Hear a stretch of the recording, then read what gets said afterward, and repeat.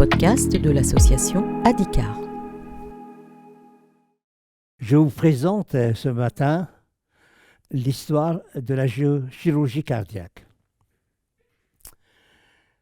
Pourquoi l'histoire? Parce que l'histoire nous permet de connaître le cheminement de la pensée, savoir comment on est arrivé à ce qu'on fait aujourd'hui et dans quel sens va évoluer dans le futur. Je présenterai d'abord la structure du cœur, le fonctionnement du cœur, les maladies du cœur, comment faire le diagnostic des maladies du cœur chez l'être vivant. Ensuite, la chirurgie cardiaque jusqu'à les années 50, la découverte de la circulation extracorporelle, la chirurgie des valvulopathies, la chirurgie des artères coronaires, la transplantation cardiaque et l'assistance circulatoire et les évolutions qui se sont produites ensuite. D'emblée, je voudrais attirer votre attention sur le fait que les progrès de la chirurgie cardiaque sont en parallèle avec les connaissances dans d'autres domaines. La biologie, l'immunologie, génétique, les médicaments. Alors, on va voir l'anatomie, donc les structures du cœur. A priori, le cœur est quelque chose de très simple, mais en même temps complexe. Très simple, pourquoi? Parce que c'est un muscle creux qui comporte 4 cavités et 4 gros vaisseaux qui y arrivent. Vous avez d'un côté la veine cave supérieure qui est à gauche de votre diapositive, qui draine le sang qui vient du cerveau et des membres supérieurs. La veine cave inférieure qui amène le sang de l'abdomen et des membres inférieurs. Et tout ce sang arrive dans le cœur au niveau d'une chambre de remplissage qui s'appelle l'oreillette droite. De l'oreillette, le sang passe dans le ventricule droit qui l'éjecte dans l'artère pulmonaire. Une fois le sang oxygéné, il retourne dans le cœur au niveau d'une chambre de remplissage qui est l'oreillette gauche. Le sang va dans le ventricule et de là dans l'aorte qui est un gros vaisseau qui va irriguer la totalité de l'organisme. Comme vous venez constater, la circulation du sang est unidirectionnelle, c'est-à-dire l'oreillette droite, ventricule droit, l'oreillette gauche, ventricule gauche et l'aorte. Pour que cette unidirectionnalité puisse être assurée, il y a à l'intérieur du cœur des valves, au nombre de 4, qui sont des soupapes qui s'ouvrent pour laisser passer le sang et qui se ferment pour empêcher que le sang revienne en arrière. Mais étant donné que le cœur est un muscle, il a besoin d'être nourri. Il est nourri par des artères coronaires qui se trouvent à la surface du cœur. Sur ce diapositive, c'est ce qui est en rouge. Et ces artères coronaires sont essentielles pour le bon fonctionnement du cœur. Et quand ils sont encrassés, rétrécis ou obturés, cela crée l'angine de poitrine ou l'infarctus du myocarde. Alors, le premier cas de la chirurgie cardiaque, en tout cas la chirurgie intrathoracique, date de 1893 à Chicago, où il y a un patient qui avait une plaie dans le thorax, a eu une thoracotomie, c'est-à-dire une ouverture de thorax pour faire l'hémostase de ce pédicule. Mais le vrai premier cas de la chirurgie cardiaque date de 1902. Jusqu'à cette date, chaque fois que l'homme touchait au cœur, ça se terminait par une catastrophe, c'est-à-dire la mort. Et c'était très simple, il y avait un dogme qui s'est installé. Dieu qui a créé l'homme ne veut pas que l'homme touche au cœur. Comme ça, tout le monde est content. Ça ne marche pas parce que c'est Dieu qui a voulu. Mais en 1902, on a appelé un chirurgien qui s'appelait Dr Hill pour un garçon de 13 ans qui avait reçu multiples plaies par l'arme blanche. Il était agonisant, donc il décide de l'opérer. Il utilise la table de la cuisine. L'anesthésiste se fait par chloroforme. il ouvre le thorax, il y a plein de sang à l'intérieur du péricarde qui l'évacue et constate qu'il y a une plaie au niveau du ventricule droit qui le suture. Le cœur récupère petit à petit une bonne contraction et cet enfant survit à cette opération. Donc, c'est le premier cas d'une chirurgie sur le cœur. Pour la petite histoire, 40 ans plus tard, ce patient est mort d'une plaie du cœur par une larme blanche.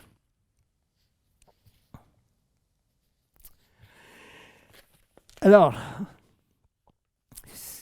c'est beau de dire qu'on va toucher le cœur, mais il faut connaître les maladies du cœur sur le vivant. Jusque maintenant, on connaissait les maladies du cœur par l'autopsie, mais il fallait connaître les maladies du cœur sur le vivant. Certes, Laennec avait bien décrit les données qu'on peut récupérer par l'auscultation cardiaque. Et l'appareil qu'il a mis au point facilitait encore la perception de ces bruits surajoutés. Certes, au début du XXe siècle, il y a eu l'invention de l'électrocardiogramme qui permet d'un côté connaître les signes des maladies des artères coronaires et d'autre part les troubles de rythme ventriculaire. Mais il fallait aller plus loin, il fallait être encore plus précis. C'est ainsi qu'en 1922, un chirurgien au nom de Forsman a décidé de pratiquer sur lui-même premier cathétérisme cardiaque. Comme vous constatez, au niveau du pli du cou, il a introduit dans une veine un cathéter qu'il a poussé sous contrôle de radioscopie jusqu'à la cavité droite. Il a pu constater deux choses. Premièrement, que le fait que le cathéter arrive dans le cœur, c'est très bien supporté. Et deuxièmement, il a compris qu'on pouvait mesurer les pressions dans les cavités cardiaques. Ça, c'était la découverte de cathétérisme cardiaque droite. Et quelques années plus tard, on a pu, par des progrès techniques, de faire des cathétérismes des cavités gauches. Une fois que le cathéter était dans le cœur, pourquoi ne pas injecter un produit opaque pour voir la formologie de cavité cardiaque? C'est l'angiographie. C'est la découverte de l'angiographie. Vous voyez sur les images les ventriculographies gauche, c'est-à-dire que l'injection dans le ventricule gauche, et sur le cliché à droite et en bas, vous voyez une injection dans les artères coronaires. C'est ce qu'on appelle une coronarographie.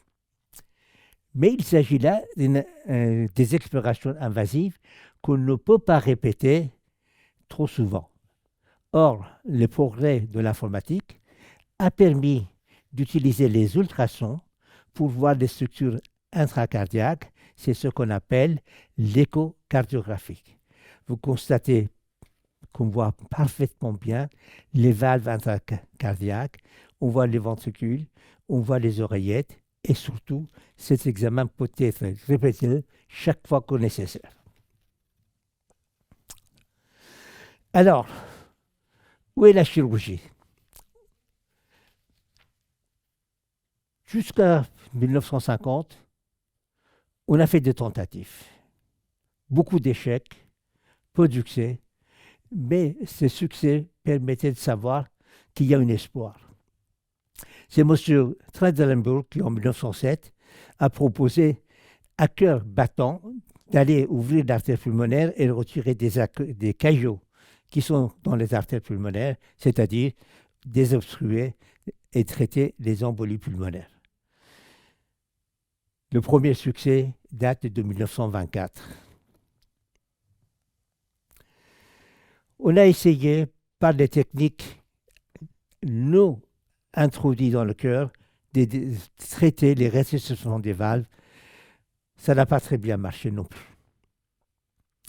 Sauf ce cas qui a été réalisé en 1925 par un chirurgien allemand qui s'appelle Sutar, qui a introduit le doigt à l'intérieur de l'oreillette gauche, qui est allé au niveau de la valve mitrale qui était rétrécie, qui a appuyé sur les soudures qui rétrécissaient la valve et qui a pu ouvrir ce rétrécissement mitral et la patiente a survécu avec un bon résultat.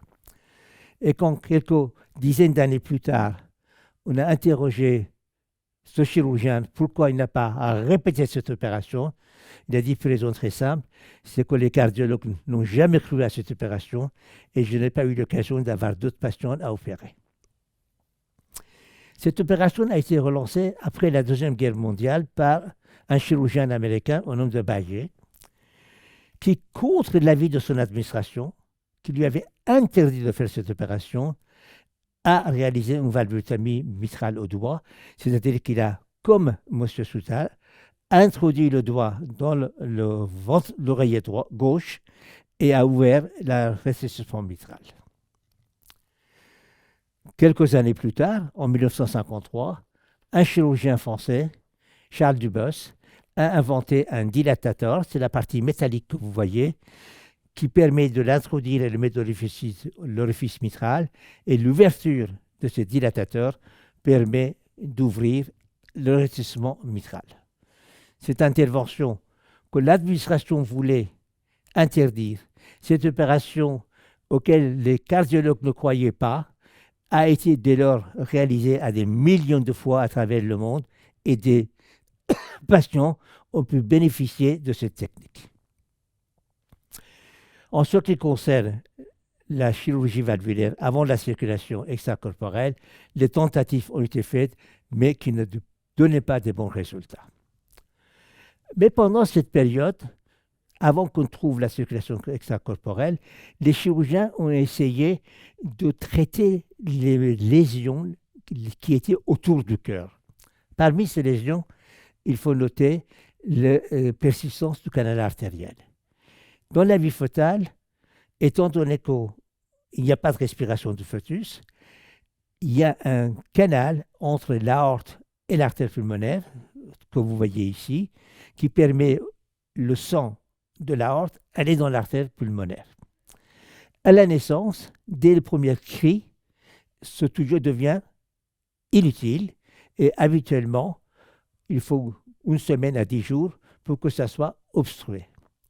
Il y a des cas où ce canal n'est pas obstrué, c'est ce qu'on appelle la persistance du canal artériel. C'est en 1938 que Robert Cross a réalisé une ligature du canal artériel et qui a permis la guérison des patients atteints de cette malformation congénitale. Il en est de même de coartation de l'aorte, c'est-à-dire que le rétrécissement qu'on voit entre la partie horizontale de l'aorte et la partie descendante. C'est un chirurgien suédois au nom de Crafoord qui a réséqué la partie rétrécie et qui a suturé les deux bouts de l'aorte en bout à bout. Et puis surtout, l'opération qui a eu un retentissement mondial, c'est ce qu'on appelle l'opération de Blalock-Tossing pour traiter les tétralogies de Fallot. C'est une malformation congénitale qui comporte plusieurs composantes, mais les deux plus importantes sont, d'un côté, une communication entre les deux ventricules et d'autre part, un obstacle à l'éjection du sang du ventricule droit vers l'artère pulmonaire. Or, ces enfants sont bleus parce que, étant donné que le sang ne peut pas aller dans l'artère pulmonaire, il passe à travers le trou dans le septum, c'est-à-dire la communication interventriculaire, et c'est le sang bleu, c'est-à-dire non oxygéné, qui va dans la circulation, et ces enfants sont bleus. Or, Mme Tossing, qui était un médecin pédiatre, a eu l'idée en disant si on amène du sang en quantité plus importante au niveau de l'artère pulmonaire, il n'y a plus de sang oxygéné et les enfants doivent être améliorés. Il a proposé cette opération à un chirurgien de son hôpital qui était M. Blalock et qui a accepté de le réaliser. Alors, pour la petite histoire, avant de faire cette opération chez un nourrisson, il a fallu faire des répétitions au laboratoire et c'est un technicien noir qui était dans le laboratoire de cet hôpital qui a mis au point parfaitement cette technique, c'est-à-dire amener l'artère sous-clavière gauche au niveau de l'artère pulmonaire. Mais le jour de l'opération, il n'était pas question qu'un technicien fasse l'opération. Donc il était en salle d'opération, derrière M. Blalock. Lui était le cerveau qui disait comment il faut faire, et M. Blalock était les mains qui l'exécutaient. Le retentissement était énorme. Les médias se sont emparés.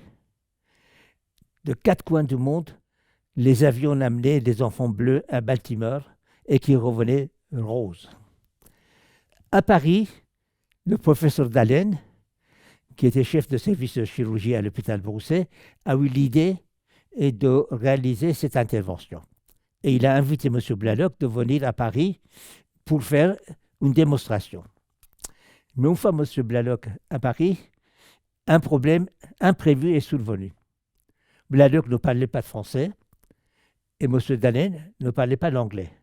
Donc il fallait un chirurgien qui puisse parler les 2 langues. C'était un des élèves de M. Dallène, Charles Dubost, qui avait quitté Paris, qui s'était installé au Mans dans une clinique privée, qui faisait la chirurgie digestive, et qu'on a appelé, et qui est venu à cette opération. Et à la suite de ça, il est resté à Paris, et il est devenu le pape de chirurgie cardiaque de l'Europe pendant à peu près 2 décennies. Cet enfant qui a été traité pour la première fois en France a dû être réopéré à l'âge de 20 ans parce que le tuyau qui était amené le sang à l'artère pulmonaire n'était pas assez gros et il était devenu complètement bleu, complètement cyanosé. Donc, il a eu une réparation complète de tétralogie de Fallot. Il a aujourd'hui 70 ans. Il est devenu médecin lui-même. Il a eu une vie personnelle et une vie professionnelle épanouie. C'est là que vous voyez les efforts qui sont faits pour la chirurgie cardiaque. Ces efforts ne sont pas vains. Après, avant la circulation extracorporelle, il y avait les chirurgiens cow-boys qui ont essayé de faire des choses à l'intérieur du cœur, mais globalement, ça ne va pas marcher, donc je ne vais pas m'y attendre. Mais ce qui est, par contre, plus important, c'est de savoir qu'on a dit comment peut-on arrêter le sang d'arriver au cœur et en même temps permettre à l'enfant de vivre. C'est M. Liléa qui, en 1954, a eu l'idée de la circulation croisée. C'est-à-dire qu'on prend, vous voyez sur le cliché qui est complètement à gauche, le sang veineux de l'enfant qui est injecté dans la veine fémorale du père, dans le cas particulier. Le père travaille, le cœur bat, les poumons oxygènent le sang et ce sang est prélevé par un tuyau qui est injecté dans l'enfant. Avec cette technique que vous reconnaissez qui n'est pas particulièrement simple, il a quand même réussi à opérer 54 enfants. Il fallait passer par des techniques qui n'utilisent pas des matériels humains, c'est-à-dire avoir une circulation extracorporelle autrement. Mais pour faire circulation extracorporelle, il fallait un certain nombre de conditions. D'abord, on avait besoin de transfusions parce que c'est une intervention qui nécessitait du sang. Donc il a fallu connaître les groupes sanguins. Et deuxièmement, quand vous sortez le sang du cœur, de l'organisme, il caillote. Donc il fallait rendre le sang incoagulable. C'est la découverte de l'héparine. Mais une fois que l'intervention est terminée, le sang qui était incoagulable, il faudra le rendre coagulable. Donc il fallait trouver un antidote à l'héparine, c'est la protamine. Donc vous voyez, il y avait au préalable la connaissance d'un certain nombre de médicaments et d'un certain nombre de processus immunologiques et chimiques. Il y a eu M. Gibbon, en 1953, qui la première fois utilisé sa machine pour la fermeture de CIA, mais il s'agissait d'une machine très complexe. Il fallait des heures et des heures pour le monter et ça n'a pas continué à être utilisé. C'est toujours Lilly, qui était un chirurgien très novateur, qui en 1955 a utilisé un oxygénateur, mais un oxygénateur aux bulles, qui était simple. C'est-à-dire qu'on introduisait à l'intérieur du sang veineux des bulles d'oxygène, et à la fin, on essayait d'enlever la mousse et on l'injectait dans l'organisme de patient.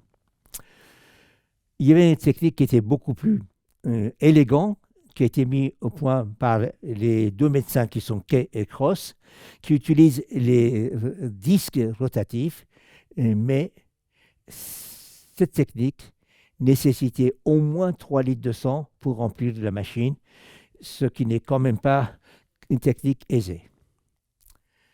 Et puis, après, à la place d'utiliser l'oxygénation d'une façon directe, on a utilisé les oxygénateurs à membrane. L'industrie s'est emparée et aujourd'hui, vous avez un kit que vous ouvrez et vous trouvez tout le matériel pour faire la circulation extracorporelle, et même, c'était devenu tellement plus simple, c'est qu'il y a au bout des tuyaux le bleu qu'il faut mettre sur un autre tuyau qui est bleu, et un qui est rouge, et qu'il fallait mettre sur le rouge. Ainsi, la circulation extracorporelle est devenue une technique sûre, facile à utiliser. Alors, une fois qu'on a pu faire la circulation extracorporelle, puis il mettait à l'intérieur du cœur, mais à l'intérieur du cœur, il y avait du sang. Et on ne peut pas voir à travers le sang, d'où l'idée d'arrêter la circulation dans les artères coronaires. Mais si vous arrêtez la circulation dans les artères coronaires, le cœur qui ne reçoit pas du sang va être lésé. Tout mis au point d'une série de techniques pour faire la protection du myocarde pendant cette durée d'interruption de la circulation au niveau des artères coronaires. Et puis, nous voilà arrivés au démarrage réel de la chirurgie cardiaque moderne, c'est-à-dire la chirurgie des valvulopathies, la chirurgie des coronaires, la transplantation. Et tout cela s'est fait dans les décennies 1960-1970. La première valve mécanique a été mise au point par un chirurgien américain de 30 ans qui s'appelait Albert Starr. Pour la petite histoire, il a eu l'idée parce qu'avec quelques-uns de ses amis, il va dans un pub de boire un coup et il voit que le barman utilise une doseuse à billes pour servir le whisky. Quand il tournait les bouteilles, il y avait la bille qui venait et obturait, et quand il retournait dans le sens normal, la bille, elle a dit « Pourquoi je n'utilise pas ça pour faire une valve ?» Avec ça, il a pris une cage, comme vous voyez sur les schémas à gauche. Il a mis une bille à l'intérieur d'une cage, une petite collerette tout autour, et pour pouvoir l'insérer ça chez le patient. C'était un bouleversement extraordinaire dans l'histoire de la chirurgie cardiaque, parce que jusque-là, on pouvait voir les valves malades, mais quand on ne pouvait pas réparer, on ne pouvait rien faire. Mais grâce à cette valve, il était possible d'enlever la valve malade et de le remplacer par cette prothèse. Cette prothèse qui marche à merveille, un inconvénient, c'est qu'il y a la possibilité de formation des caillots qui peuvent migrer et provoquer des embolies, en particulier les AVC, d'où la nécessité d'un traitement anticoagulant à vie. Il y a eu un autre chirurgien, Ross, en 1967, a eu l'idée d'utiliser une homogreffe. Ce sont des valves aortiques prélevées chez des cadavres et qui sont traitées pour être utilisées chez l'homme. Et puis, il a également mis au point une technique qui consiste d'enlever la valve pulmonaire, de mettre sur la valve aortique et de mettre une homogreffe à la place au niveau de l'artère pulmonaire. En même temps, les valves mécaniques ont fait des progrès. l'apparition des valves à double ailette qui ont une meilleure performance hémodynamique, mais qui nécessitent toujours un traitement anticoagulant. Mais surtout, ce qui a changé, c'est les pathologies. C'est qu'au début, quand on a commencé à faire la chirurgie valvulaire, c'était essentiellement des patients qui avaient du rhumatisme articulaire aigu et qui étaient jeunes. C'est une maladie qui a pratiquement disparu aujourd'hui en Occident. Mais à l'inverse, avec l'augmentation de l'espérance de vie, ça a apparu des maladies dégénératives, en particulier le rétrécissement aortique calcifié, qui survient essentiellement chez les sujets âgés. Or, le traitement anticoagulant chez ces patients a un risque hémorragique qui n'est pas nul, d'où l'intérêt des prothèses biologiques. Donc, vous voyez ici un certain nombre des exemplaires. Et puis, bien entendu, chaque fois qu'il est possible de réparer une valve, c'est la meilleure des solutions. Et voici une des techniques qui a été utilisée. Après cette chirurgie des valves, nous arrivons à la chirurgie de l'aorte. Tous les segments de l'aorte peuvent être traités, soit pour la chirurgie qui consiste à enlever la partie malade et de le remplacer par une prothèse, et plus récemment, il y a la possibilité de mettre par voie endovasculaire un stent recouvert d'un tube qui permet de faire à peu près la même chose. Donc vous avez ici la chronologie des événements où deux Forel, deux chirurgiens cardiaques, deux chirurgiens vasculaires français qui ont fait le premier remplacement de l'aorte abdominale, Charles Dubos qui a fait le premier remplacement de l'aorte abdominale en 1952, Debaquet et Coulet en 1956 et en 1957 ont fait le remplacement de l'aorte ascendante. Et enfin, l'opération de Bantal en 1968 qui consistait à enlever la valve et l'aorte ascendante et de réimplanter les artères coronaires dans ce tube. Vous voyez que tout ça s'est fait, grosso modo, avant 1970. Nous voilà à une autre grande pathologie du cœur, c'est-à-dire la maladie des artères coronaires qui peuvent être rétrécies et obturées par l'athérome. Ça donne l'angine de poitrine ou l'infarctus. Il n'y avait pas de traitement. M. Weinberg, en 1946, avait proposé une intervention qui n'a pas marché. Il a fallu attendre les années 60 pour que Songs, un Américain, réalise la première coronarographie sélective, ce qui permettait de voir les artères coronaires, de localiser les rétrécissements ou les obstructions, et à partir de ce moment-là, envisager éventuellement un geste. Des techniques de pontage ont été utilisées à droite et à gauche, mais ce qui est le plus important, c'est M. Favalero, un Argentin, qui a réalisé des pontages Safen sur les artères coronaires, en utilisant une technique qui a été mise au point par un chirurgien français dans les années 30 qui s'appelait Kuhnlein. Il s'agit de prélever au niveau de la jambe un fragment de la veine saphène qui, après retournement, on l'implante sous l'aorte pour épuiser le sang et qu'on injecte dans l'artère coronaire. Et il a apporté les premières séries et des pontages aortocoronariens et c'était l'épanouissement, la diffusion, la croissance de la chirurgie des coronaires. Aujourd'hui, on n'utilise plus des veines saphènes qui est remplacé par l'artère mammaire qui se trouve sur les clichés que vous voyez à droite derrière le grille costale et que le chirurgien le libère et qui permet de l'amener sur le cliché que vous voyez à gauche, l'implanter sur les artères coronaires. Aujourd'hui, on peut faire 1, 2, 3, 4, 5 pour revascularisation des artères. Voilà. Donc, on peut utiliser, comme vous voyez sur ces clichés, les deux artères coronaires.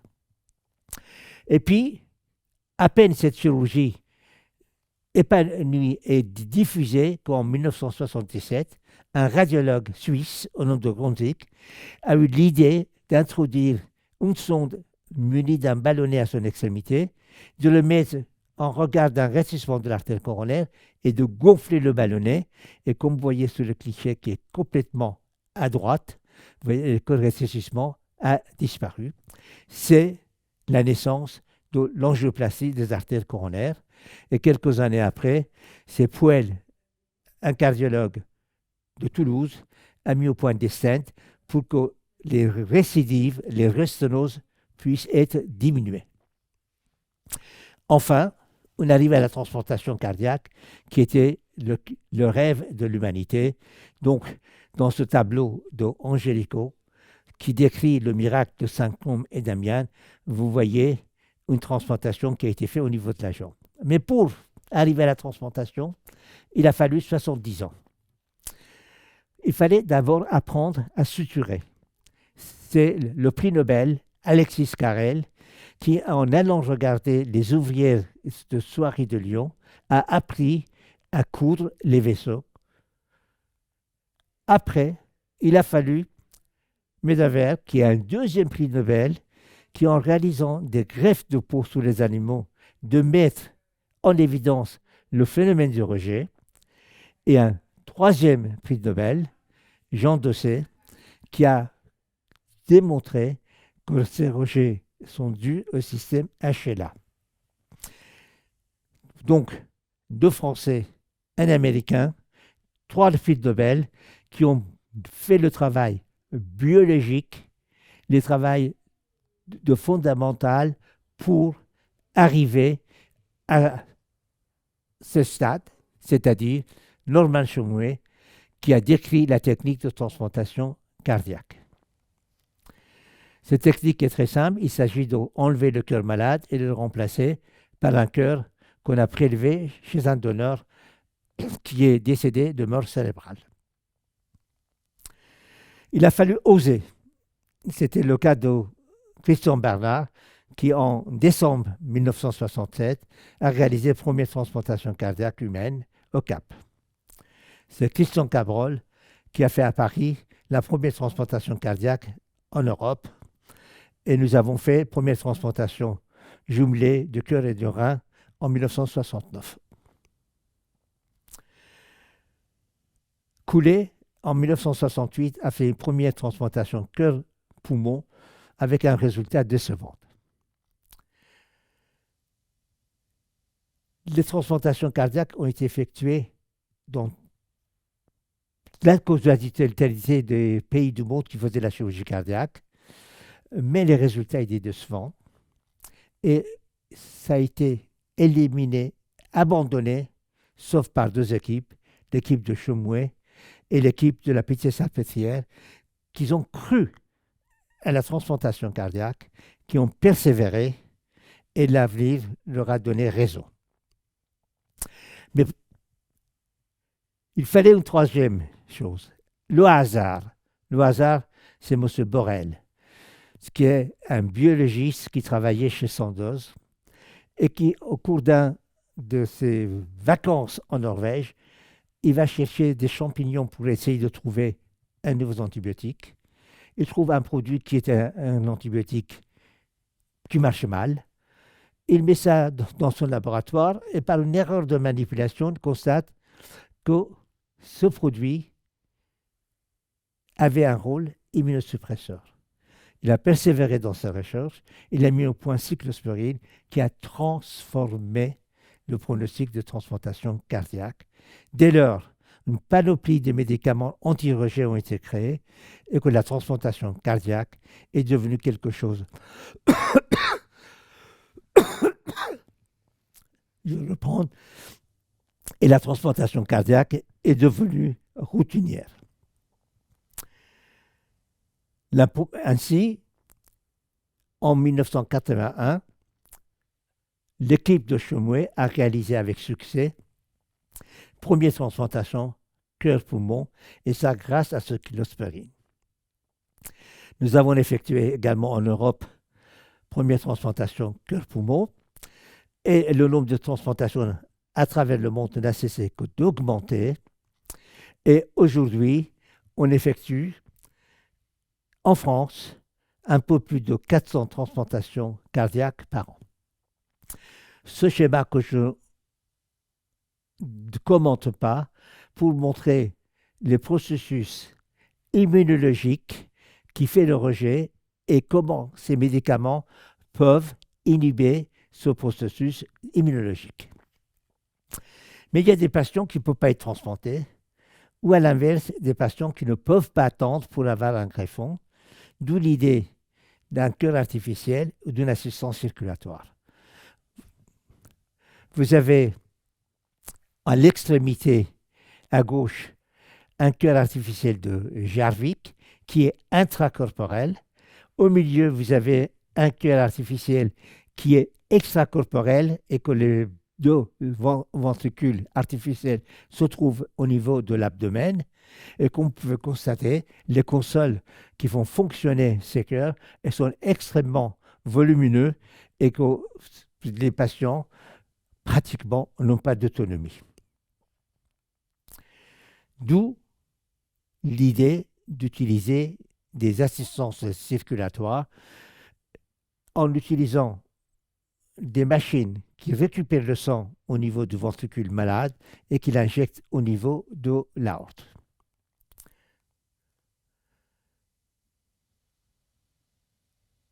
Qu'est-ce qu'on peut espérer pour l'avenir? C'est que les médicaments immunosuppresseurs soient remplacés par une tolérance immunologique parce que cela permet d'éliminer les inconvénients du traitement immunosuppresseur. Entre-temps, il y a eu la possibilité de mettre des valves par voie percutanée. Il a été possible de réparer la valve mitrale par voie percutanée. En un mot, l'objectif est devenu comment faire pour diminuer le traumatisme opératoire, comment faire pour que la qualité de l'acte soit moins agressive et que la récupération pour le patient le plus rapide. C'est ainsi qu'évoluera la chirurgie cardiaque et c'est comme ça qu'on assistera à la chirurgie cardiaque du futur. Voilà, on a fini.